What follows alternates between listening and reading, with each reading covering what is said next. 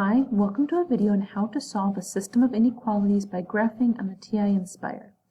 For the purpose of this example, we are going to be looking at two examples from the Algebra 1 textbook, Chapter 5, Section 7, examples 2 and 3. Whether we have a system of linear inequalities with a solution or with no solution in that possible scenario. Alright, to get started we are graphing, so let's go to our calculators and we're going to go ahead and create a new document, a graphing document. I'm going to go ahead and use our shortcut down here, which is the graphing icon. It goes in, creates a graphing document. So we are graphing inequalities here, and to graph these we're going to start by hitting delete on our calculator from the function screen, which is just the automatic standard one that it opens with, and it gives me a bunch of options here, and I want to choose the one that is relevant to the equation that we are graphing. In the first example we are looking at a less than or equal to option. So you have y less than or equal to. As soon as I click that, notice it switches from function to relation. And that's great because I really want to be in this relation graphing category. So my example, if we review, is y less than or equal to 3 and y greater than x plus 2. So I'm just going to go ahead and type in my 3 and hit enter. And there is my first inequality. To graph the second one, I will hit tab. And it's going to bring back up my graphing bar. Notice it is still in the relation situation, which is great, because I can use it to go ahead and type out my equation. So I'll type out the whole equation, y, the greater than sign. Now since there isn't one, I'm going to go to control and hit equals, and it gives me my options for inequalities. I want greater than x plus 2. I hit enter, and I can see my inequality. Now I'm going to go ahead and move some of these labels around so we can see it better. My system of inequalities, remember, you want to know where they're both shaded. So really I'm looking for this purple, purpley shaded region. That's really going to be my solution.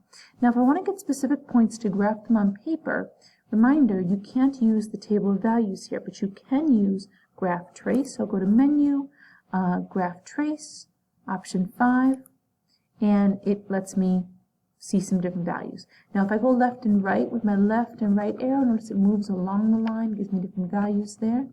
If I type in a value, for example 5, gives me, I want to know when x is 5, it'll give me that specific value. Or if when x is, let's say, -3, and I hit enter, and there's my specific value. So I can type in certain values and it switches to that x value. If I want to switch to my other line, my red line, I'm going to use an up or down arrow. Up and down switches between them, as you can see me doing here. And then left and right again moves along the line. And so I can use that to help me identify values if I need to. And so that is how we graph a system of equations. Let's go ahead and clear this out and look at when you might have no solution. If you remember, a no solution system of equations is when there is no intersection. So in a system of inequalities, that would be when I have no overlap of my shading. In example 3, we see 2x plus y less than -1 and 2x plus y greater than 3. If I hit tab, I'm already still in the relation. If for some reason I wasn't, I want to go directly to this menu, graph entry, relation. Okay, so again, 2x plus y less than -1, 2x plus y less than -1. That's my first graph. My second graph was 2x plus y is greater than 3. Hit enter, and you can see in this scenario I've got parallel lines. But what makes this no solution is not that they're parallel lines, it's that the shading will never ever touch. If I were to zoom out,